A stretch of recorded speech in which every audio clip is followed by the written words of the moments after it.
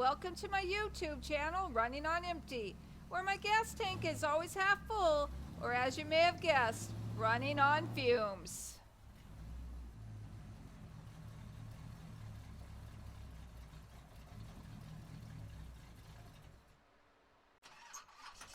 Please sit back, relax, and enjoy the journey. Everyone is family here. Please subscribe, like, and share.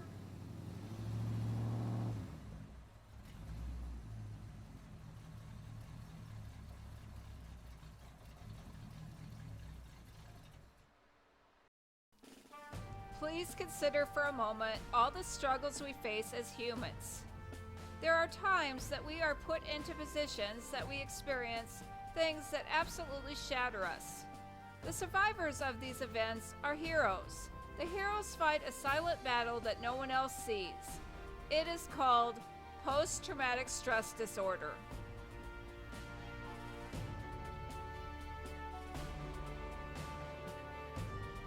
According to the National Institute of Mental Health, post-traumatic stress disorder is a disorder that develops in some people who have experienced a shocking, scary, or dangerous event. It is natural to feel afraid during and after a traumatic situation. Fear triggers many split-second changes in the body to help defend against danger to avoid it. This is the fight or flight response and a typical reaction meant to protect a person from harm.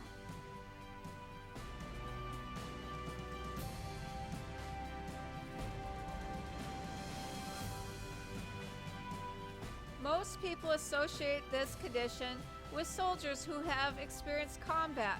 However, rape victims or anyone who has experienced an event or a series of events that overwhelms you with feelings of hopelessness or helplessness and leaves you feeling emotionally shattered can have post-traumatic stress disorder. People that pick up the pieces after a traumatic event, such as emergency workers and law enforcement officers, can also experience post-traumatic stress disorder.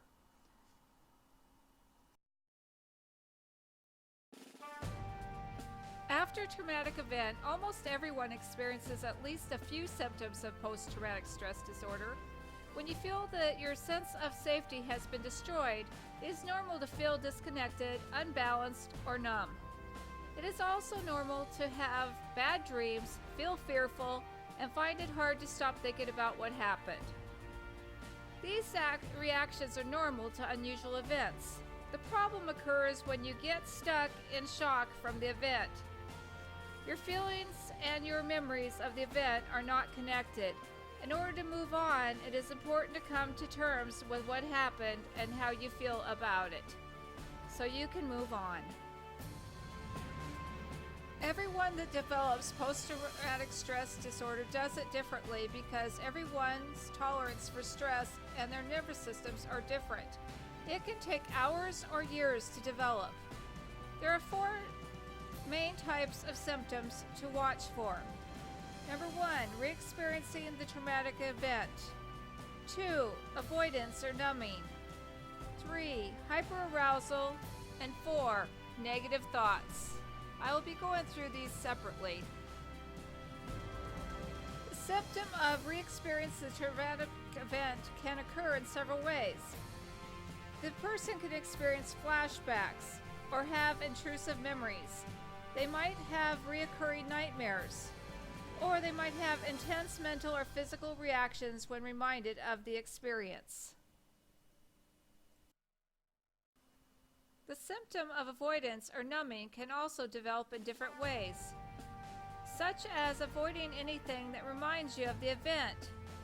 You might start forgetting parts of the ordeal, or start having a loss of interest in activities in life in general. You could start feeling numb and detached from everything around you. When experiencing hyperarousal, a person may have sleep problems and become very irritable. They might become hypervigilant and become very jumpy and easily startled. They may have angry outbursts and become more aggressive. They might show symptoms of being self-destructive and very reckless. When a person displays symptoms of post-traumatic stress disorder, they may experience negative thoughts. These thoughts may include feeling alone. They may become very depressed, and they might not be able to concentrate as well. They also might have an overwhelming feeling of hopelessness, and they might begin to mistrust others and feel betrayed. They may also feel guilty and shame.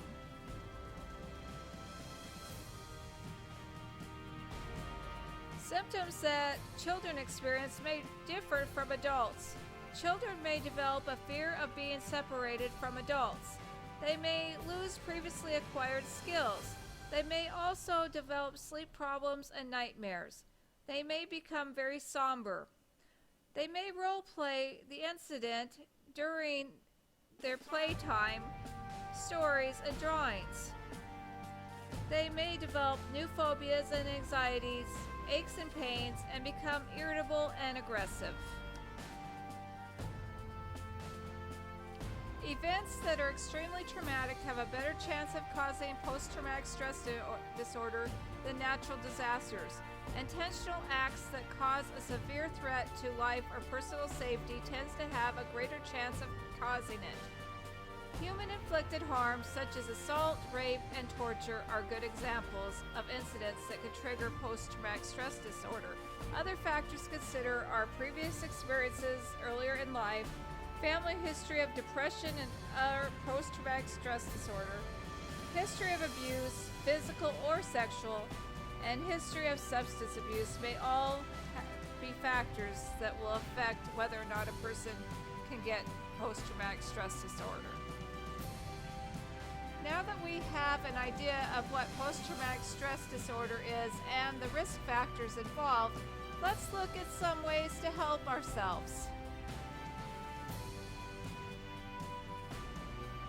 There are some positive ways to cope with post-traumatic stress disorder.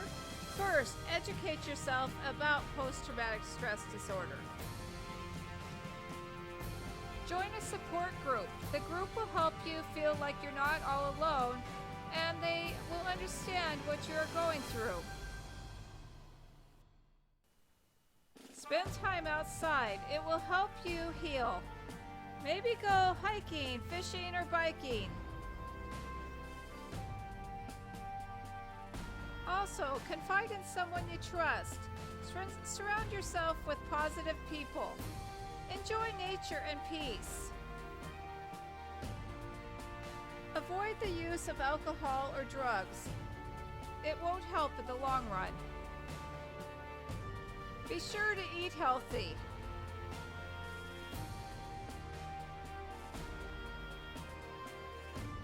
Make sure to get enough exercise. It will help you feel better.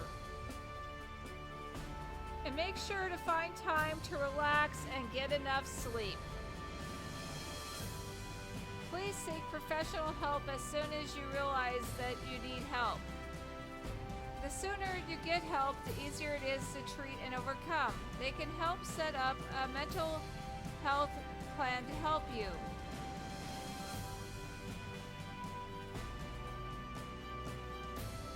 The major reason that you want to get help is the sooner it is treated, is easier to overcome. Symptoms get worse if it's not treated. It can change family life dynamics. It can actually destroy your family. It can worsen other health problems as well. Please, folks, if you're thinking that you're struggling with this or a family member is, find help for them as soon as possible. In conclusion, this is dedicated to my dad. May he rest in peace. He suffered with post-traumatic stress disorder after several tours in Vietnam while serving our country in the Navy. Thank you to all of the veterans who have served in the military. Also, my heart goes out to anyone suffering with post-traumatic stress disorder. You are all heroes in my eyes. Thank you for continuing to fight to be here with us. Much love and respect to all of you.